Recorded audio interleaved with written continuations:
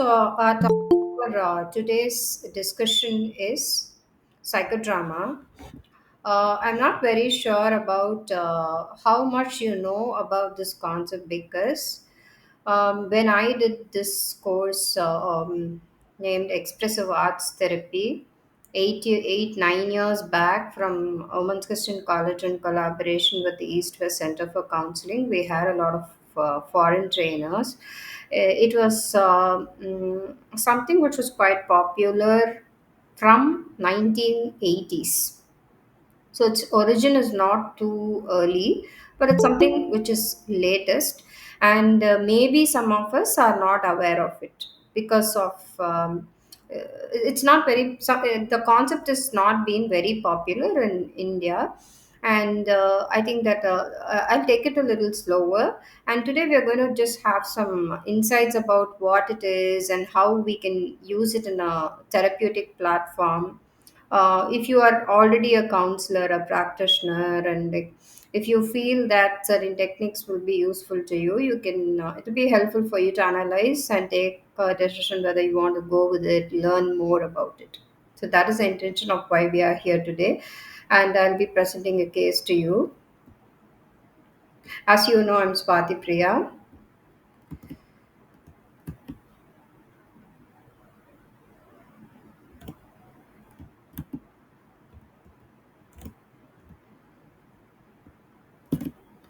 So we're going to look into what this psychodrama is all about, and how do you use it as a therapeutic tool in the process of counseling.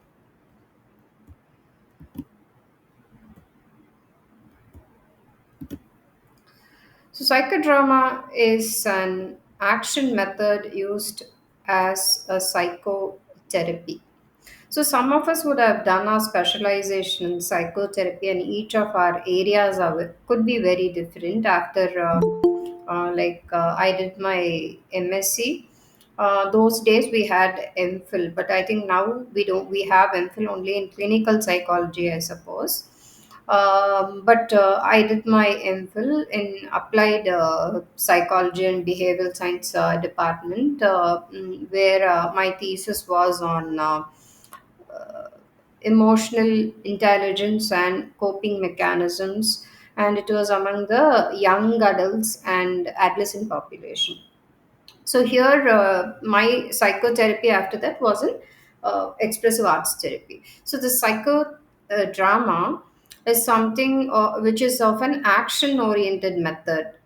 I'm not sitting and just talking to people, or I'm not giving advice to people. That's how many people think still about counseling, that it's advice giving or brainwashing sometimes. Some people have that feeling that just they'll brainwash you, so I'll take you there. Why? Because when they fall in love, when their children fall in love with somebody else who are adults, majors, well, because of certain invalid reasons like caste or financial status or for whatever reasons, they want someone of their own choice and their own community. So they think that if you take them for counseling, they'll brainwash. எப்படியாவது என் பொண்ணை வந்து brainwash பண்ணி கொடுங்க அந்த மாதிரி they come and ask.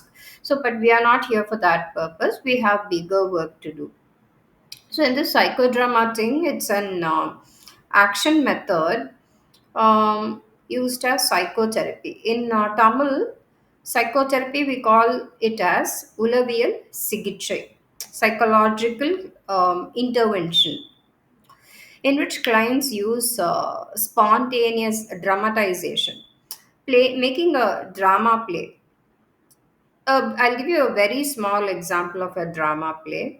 Like, if there is a student who approaches me and who has a kind of um, some kind of thoughts about a particular teacher. Maybe she thinks that the particular teacher has been very partial towards somebody else and is not appreciating her, and she feels that she's been neglected by the teacher.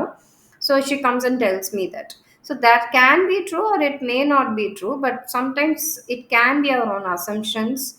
And to clarify that, I can have a drama session with her where I play the role of the teacher. She gives me about like how that particular teacher is and how she generally responds. She gives me that overall image about what she has or however the teacher behaves in class. I'm only looking at this at the client centered perspective. And then like we have a drama where we are having conversations with the teacher, and maybe we have a role reversal. I go and play the role of the student, then she plays the role of the teacher, just to get different perspectives and also to teach how you are going to communicate.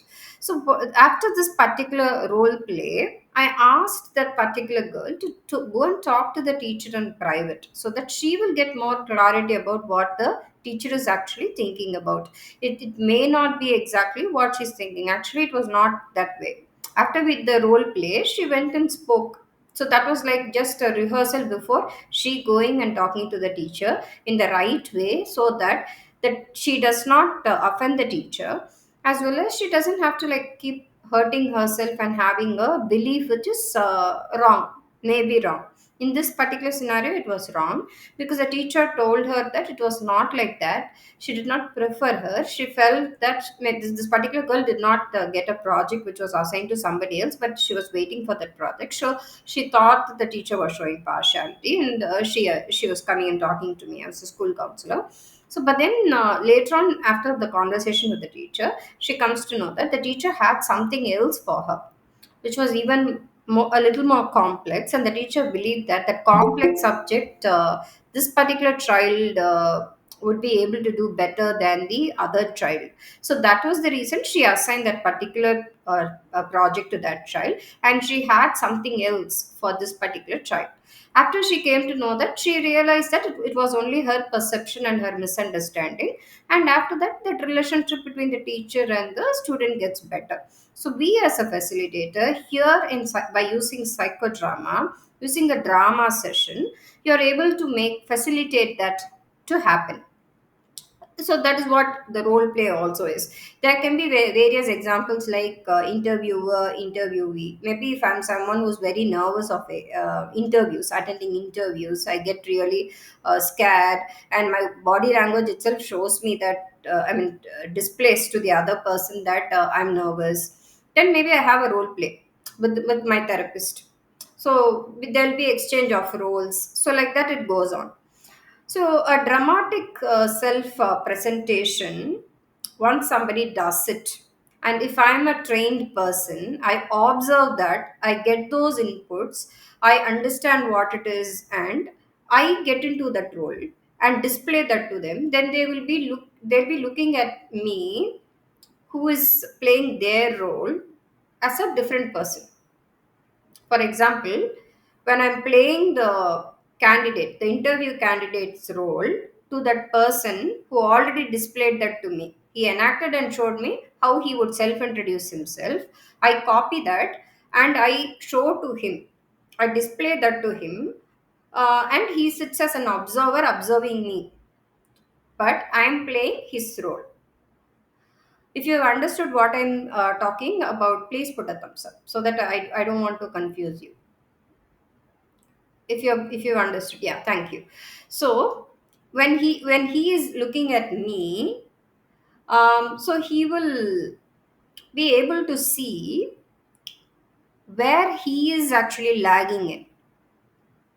I'm imitating his body language, I'm imitating the kind of words he's using, I'm imitating the kind of tone of voice I'm using, whether he's maintaining eye contact or not, what body language, what am I communicating through my body language. So such things, by looking at me, he will understand where he is lagging in. So that is the use of that self presentation, or self me playing the other person's role, to understand and gain insight into their lives, develop my these are the people who played a major role in bringing in this concept.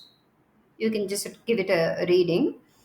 Psychodrama includes elements of theater. So, psychodramatists are someone who do a lot of work, and it needs intensive training for it.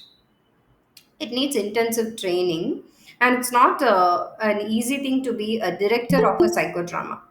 So, what we are going to look into today is a little bit of basics. But there are, I have my trainer was Mrs. Magdalene Jayaratnam, who is exclusively trained in psychodrama. So, when I did my expressive arts therapy program, it's a combination of modalities like visual arts, this psychodrama, music, and dance movement therapy, or you call it body movement therapy. To learn dance movement therapy, you don't have to be someone who is a classical dancer or a western dancer, whatever it is.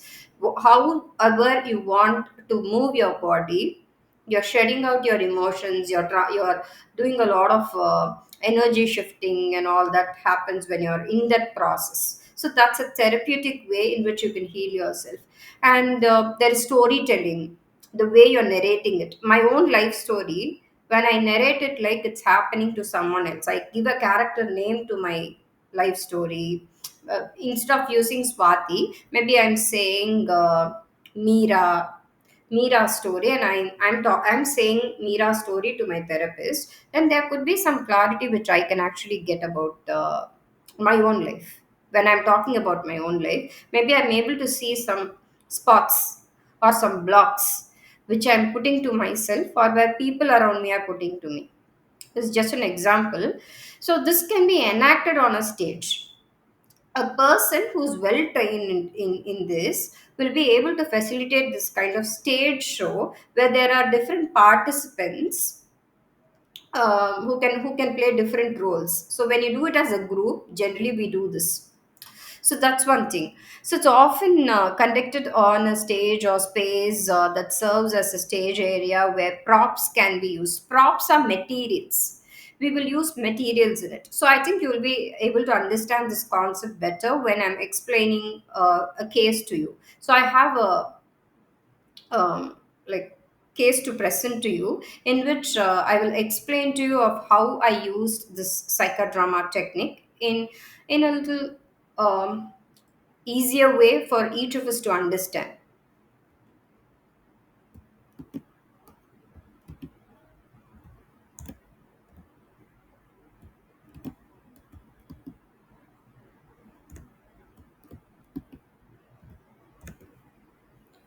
So, psychodrama therapy group under the director of a trained psychodramatist reenacts real life past situations, acting them out in the present time. Participants then have the opportunity to evaluate their behavior, reflect on how the past incident is getting played out in the present, and more deeply understand particular situations to throw more light and insights into what I'm doing. And as all of you know, the very process of conducting a therapeutic session is not about we giving decisions to people. It's not about we um, giving advice or suggestions to people, or just guidance to people, but it's a very very bigger role that we are playing here. We're helping that individual to explore their own selves, to explore their own lives, to recreate their own lives, to make their life choices, to make life decisions, and empowering the person to know the different kind of problem solving strategies. They come out with the strategies, and it's not only that plan A, but if plan A is failing, I don't have to sit depressed. I can come out with plan B. Still, I have plan C is a kind of education that we are providing, where people are able to feel more empowered to make their decisions.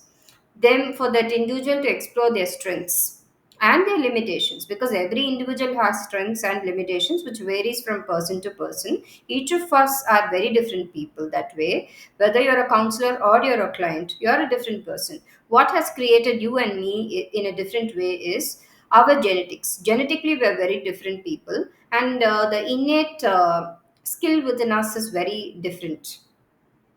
Why I'm using this point here is, when we work on expressive arts, there can be certain people who are very comfortable with certain modalities. For example, for me, I'm not much into body movement, physical um, kind of activities. But if you ask me to verbalize, if you ask me to use creative writing, if you ask me to tell a story and do such things, that I can do very well. I'm more interested into visual arts also. Like the task people, we are different. One thing is genetically we are different, and there's that inborn genetic skill that each of us are having, which is very different from each other. Similarly, the second point, how why we are different from each other is our life experiences, the kind of schooling which we had, the kind of people we met, our journeys, our life journey. What kind of work did I do? What did I study? What kind of people I met? What kind of friends I have is quite different from each other. So that is the difference that is making, and everybody has their own kind of learning life. We also learn life by looking at people around us. We're social beings. New There are a lot of new learnings by looking into the society of what somebody else is doing. For example, when I begin my life into a family, into a new family. So where I'm like put up in a situation where I need to take certain responsibilities which I did not take that earlier. Maybe I look at my neighbor Akka who does that kind of cooking or the kind of puja, or I learn it from a co-sister or something like that. So we keep learning things, and that's how we are, and we are gaining inputs from the society around us. At the same time, we're radiating things outside to people for them. Each of us are that way very connected, and it's very important for us to have a deeper understanding about what we are, what our limitations are, what are we really good at, what is our goal, what are my some of them will not know the answer if you ask this question. What do you want in life? When somebody asks what do you want in life, what are you looking for, generally sometimes there's no answer for that, because they'll be talking about, I've seen people who are in their late 30s or in their 40s, especially women. When you ask them what is your goal in life, generally the goal in life will be, I need to put my daughter in this particular college, or I need to get my daughter married in a good family, or I want my son to settle down in the US, UK, something, no? But the question is here, that is what you want your children to be doing. That is what you like your children to do, but they have their own goals. They will set their own agendas of what they need to be doing. But what do you want to do? When you ask that question, only they start thinking about what they want to do. So in this particular case example, this is a case which I saw many years back when I was working in an NGO. Through that NGO, I used to visit schools, colleges, and corporates. So this was a 13-year-old student, a female child in a school, and she used to like isolate herself from the rest of rest of them in the class. And on a particular occasion, she is like referred to me. The reason she's referred to me is that she bit another fellow classmate, another girl in her class. So she did that, and after that, they refer this particular child to me, and I start working with this child. So, as you all know, immediately I cannot like I can do some kind of first aid to her for whatever she's going through, but I can't like get things out of her immediately. So it takes time. So for us to be being nice, being really authentic, genuine with that particular child, and to like show that positive regard in body language. If my attitude is in the right way, I don't have to be very conscious about my body language, because that will automatically fall in place. So I need to work on my attitude every time when I work with clients. There might be people who made a mistake, but still we are working with them with a lot of kindness. So this I would especially say in the case of prisons, juveniles, and when you work with children who are into drugs and other things. And so this particular child, She As I started working with her initially by establishing a good rapport with her. So at one point, we try to do like there's some initial disclosure before that. There's some initial disclosure where the child has, after gaining trust in me, we've tried different kind of activities with this child. It's not that immediately I did it, which would act as an icebreaker. I give some art activity to do in which I talk to her about it. I question her about it. In expressive arts, there's this visual art modality where we can give art activities like house tree person test, and it's a paper pencil work, and they involve themselves into it and they perform it. And from that, we are just asking them some questions, putting across certain things about like what is this, what do you feel about it, talk about it. No, you're just along with them and you just give them some relaxation time with some music. I generally use instrumental music for relaxation and for them to talk about, and just a free flow of thoughts to be encouraged so that they talk about various things which is all on the surface. After that, they come to the root. So in the initial disclosure, they come when we are reaching the roots of that particular individual of what they're going through. So I get the history from this child that this child has been having a sick mother who's bedridden, and for a very long time, she's the only child. So she has a father, and the father is alcoholic. But then again, he is the only one who is taking care of this child, providing food and other things. Maybe he takes the help of a maid and like he manages, but still from dressing up to like coming to school and getting back and with the homework, I think most of the time she was kind of left alone. So this particular child brings in certain things about what has happened in the particular child's life. So this father has been having his own kind of some kind of work setup where after school this child would go and sit there. I think it was some publication or some political magazine office or something like that, where there were a lot of this public people who used to visit there, and it was not, I think, a very safe place for a girl child. So as a girl child, there was kind of multiple abuse with the child has faced, where she was touched inappropriately, or various kinds of no nasty things that people have done to her. And later on, she spoke about this one particular that happened. She was when she was very very young, and after a, like certain age, she knows a family friend of like they like who comes to her home often, and this person has been taking advantage of this particular child from a very young age, where she had no understanding about what happened. She had not even attained her puberty. She has no understanding about what are these facts and what is like really happening to me. So this particular man was like saying that he was just trying to help this friend of his. I mean the friend, the father's friend. This man is the father's friend, and giving this child a bath and like touching her inappropriately then.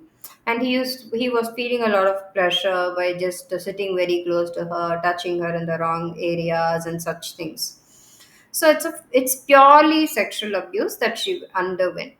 So all this she says after a point of time, maybe in the fifth session, everything she speaks about and she comes out with all that. So here the approach which I was using is, as I told you earlier, it was an integrated approach. So I think out of training it comes that we are not sticking on to one modality, but we are just using different modalities based on what we are trying to help that client with, and we need more information to work with the client and to help them sort out their issues and heal themselves and move on in life. We are more interested in the well-being, present well-being and the future well-being of the individual whomever we are working with. So so in this particular scenario, so how are we using expressive I mean psychodrama modality in the expressive arts which we are talking about right now. And in one particular session, like made some models. We, in the sense, I brought the material for that particular child. I spoke to you about props some time back. Props are materials which you will be using, whether even you can give a prop during a music therapy session. Something like a drum or something which can be played very easily, which without a much of a training. Some simple instrument I give. Okay. Or that can be a prop. Or I give some materials in this psychodrama session, like I provided some old clothes and some cotton, some something to stick. Such things you provide. So like you give her that space to create that model image of this wrong person who was in her mind, that family friend, that man, a middle-aged man who was there in her mind. So she created that model. So generally the time we allocate is 40 minutes for a session, and that mostly is one period of their class. So we create that model. The next session is like, after you create that model, what are you going to do? Where would you like to place that model? So the things are with me. Once it's created, the things are with me. So I'll get her back to that mode. And what are you going to do with that? So this question is put to that child, and she says that I want to scold him. So she was like, I facilitated that in that particular therapeutic session, where this particular school in which I was working provided me with a very spacious room, where we had a very safe place for placing files, our case files, for every student we work with, and they provided us with a couch as well. And so I just kept the door and the windows closed, and I just let her to speak whatever she wanted to. So at times she was using loud words, some bad language. However, she wanted to scold him. She was scolding him. I heard her even say that you too have a daughter who is elder to me. Then why did you do this to me? Will you do this to your daughter? These kind of questions. She was like talking to that prop which she created, who is that person, that abuser to her. So she had the choice of where she wants to place that abuser. She placed that abuser on a table. She put him on a table which was closer to the wall, and then she was having this kind of venting out to this model which she created, which according to her is that abuser in the drama session. I'm only a facilitator who's helping her do what she wants to do and vent out her emotions. It was mostly anger, it was sadness, it was guilt that she was going through, so much of negativity which was inside. And after a period, it became, she was getting more angry, and she asked me, I want to do something, would you allow me to do that? I asked her, what do you want to do? She told me that I want to hit this man with my slippers. She was wearing shoes. I said, you can go ahead doing that. She removed her shoes and she started hitting that model which she made with the cotton clothes and all that, no? So that she started hitting her. So in her mind, she's hitting the abuser. So all that is happening in the therapeutic session. And I think when you're letting that out in a session, there are certain good things which happens to that individual once the whole thing is over, and it is the skill of the therapist again. I should have enough of skill in order to wind that up, and when that particular child is going out of the session after doing this, give her some self affirmation. You are good, you are pure, you have let all that out, you have done whatever it is to the person. He just leave it, he's not going to be there anymore in your life, no trouble. And give some education about what you must do next time when somebody does such things to you. Strictly say no, and if you feel uncomfortable, push away. When the people scream out, ask for help. No, it's okay. You can even scold back loudly when you're not comfortable, whoever it is. So that is something like, that is the way you have to react when somebody takes advantage of you, is something which I educated here. And as most all of you know, anyone below the age of 18, when they go through this, it's actually, so it's a child abuse. And as the responsible student counselor, it's my responsibility, when a child has reported such a thing to me, mostly children who go through such things will ask us not to talk to the parents about it due to fear, or they feel that they will scold them. But we cannot neglect that, because tomorrow anything can happen, and we are legally bound and answerable to certain things. And here, like, because this child is below the age of 18, I had to call the parent and talk to him about it. And I don't have to talk about this to anyone in the school, because about the incident, they know that she's going for counseling for anger issues, but I don't have to tell about her personal life to anyone else, whether it is the principal or the teachers or anybody else. But to the parent, it is my responsibility to convey. And I told him that to be a little more cautious when you're having children at home, to be a little more protective of children. Such things we had in the discussion, and the father left with a heavy heart and a lot of tears. And maybe after that, I feel he would have realized that he should have been even more careful when he was letting people in, or even more responsible, like not being alcoholic. But I do not know whether after that he stopped alcohol or he was more providing. But for a period, I know that he was more concerned and he was providing for the child. And I'm sure he would have not let that person again inside. Or even if he lets in, I know, like, what she, I've taught her very well what she is supposed to do. So while you are doing such things, while you're conducting such sessions, what happens? What is the output? What am I gaining? What is my client gaining? So self love, when such kind of abuse happens to someone, that love for the self somewhere goes down. I'm not in a state to love myself anymore, because I believe that I'm corrupt, I'm dirty, I'm ugly. These are a certain words that children who go through different forms of abuse have communicated to me. So that when that self love goes off, the self confidence drops, the self esteem drops, and emotional regulation. So how will you convert that anger or that guilt or shame that you're going through? You let it out in the, either in the school or at home. Here you do not have much of people at home to talk to you or spend. So at school, what do? The that particular child was isolating herself. She was to others, she seemed like a person who expresses weird behavior by not connecting to anyone.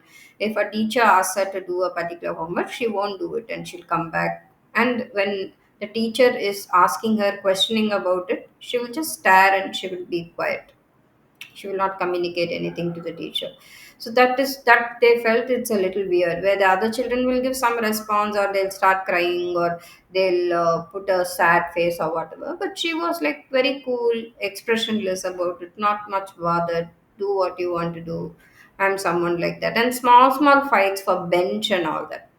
So this is my space. You pushed it into mine. For that quarrel only, she bit the other child. When it turned into an argument, she became very extremely angry. So when this is let out, when somebody is facilitating this kind of a letting out area, safe zone to let out, then what happens is the emotional regulation improves. I'm becoming a better person now emotionally. I'm able to channelize it. I'm not showing anger on people. I learn how I need to talk, how I need to communicate. And yes, I'm like getting a lot of relief for guilt, because guilt is a very very negative emotion which can eat you up. And now I feel a little more safe, and I feel a little more confident, and I know what I need to do when I'm put in these kind of situations. I can still help my own self as a 13-year-old. I'm talking about that particular case. And there were complaints about the academic performance being very poor. And definitely, this child, if you encourage, once she's out of all this kind of emotional trauma, because your emotions and your thoughts are like interconnected. When I'm not feeling emotionally comfortable, when I'm not feeling safe, secure, um, emotionally, maybe I cannot give good performance. I may have skills, but still my output can be quite low. So by helping someone with this kind of venting, relief out of whatever they're going through, I think that way they will be able to give better academic performance as well. So this is how, through psychodrama, I was able to work with this particular child, and there were other modalities also which we used to comfort that particular child and make her feel better, and to worked also with the elders to help that child to get together. Okay. And I used to get go talk to the teacher to get feedbacks regularly about how she is and what improvement she was seeing. So generally in a counseling process, the improvements we are looking at is three things. One is there should be improvements in thought, the way a person thinks or the belief system, which would be shown outside. What you think, that is the way you behave. Again, in terms of emotion, maybe you're a little more better. You're not showing anger outbursts. You're trying to talk a little bit politely to people. That doesn't happen overnight, but over the period, maybe it's very easy to mold younger people, kids, especially school students, college students. It's a little bit easier to mold them compared to adults. So that way it's quite comfortable. And the third thing is the behavioral aspect. Behavioral aspect is what I show outside in terms of my behavior, while I when I'm getting along in a classroom setting, when I'm getting along in a sports ground, or when I'm in a participating in an extracurricular activity or whatever it is, the way I'm interacting with teachers, my fellow classmates, the people at home, outsiders in tuition, whatever. So I think that way these three components, that is the thoughts, feelings, and the behavior of the individual, can be changed that way. So I think this would have given you a little insights. Anyone would want to talk about or share your experiences, or you have anything to ask, you can go ahead with it.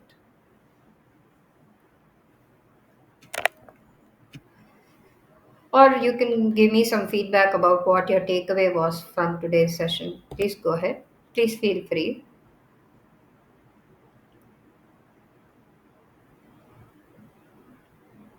Yes, anyone?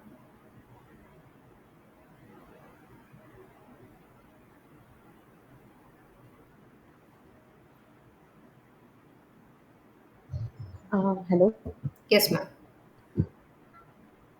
Hi, am I ma'am. audible? Yes, you are. Yeah. I have a small doubt. You said like towards the end of the session, we have to like calm her down. In you said we can use like affirmative words like it is she's done with uh, the part of abusing the thoughts and all. One more point you said, can you like I don't remember it. I was talking about how you wind it up with like, instead of like putting it into like kind of struggle, because the person has just completed with a strong emotion.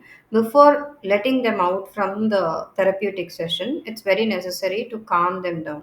For example, I can do something like playing mild music. So playing mild music and giving them some kind of affirmative words, and there are these music piece of music which you can play, which also has affirmative sentences. So let them sit and just I'll put that audio to them so they can relax, they can feel that fine. I think such things would help. Mm. Thank you. So, do we need to file a police complaint in such abuse case in the school setup? If it has happened within the school, you can talk to the management and go ahead with it. But if it is in the home setting, it's up to the parents whether they're going to lodge a complaint or not. But our responsibility is to convey to the primary caregiver. In certain situations, if the primary caregiver is the abuser, what we do is we call the child helpline by putting a word to the management. It is 1098. You call the child helpline and hand over the child in custody, and the other procedures will be taken care of. This has happened in a government school when the stepfather was the abuser. So we cannot call the parent and talk about, because the mother is very protective of the stepfather, not her daughter. Such cases also we have seen, and but a case was filed. A case was filed. The helpline, the group helped to protect the child in a shelter home. All right. Thank you. If you have any more doubts, you can WhatsApp me, and I'll provide you the necessary information. Thank you all. Thank you so much for your patience.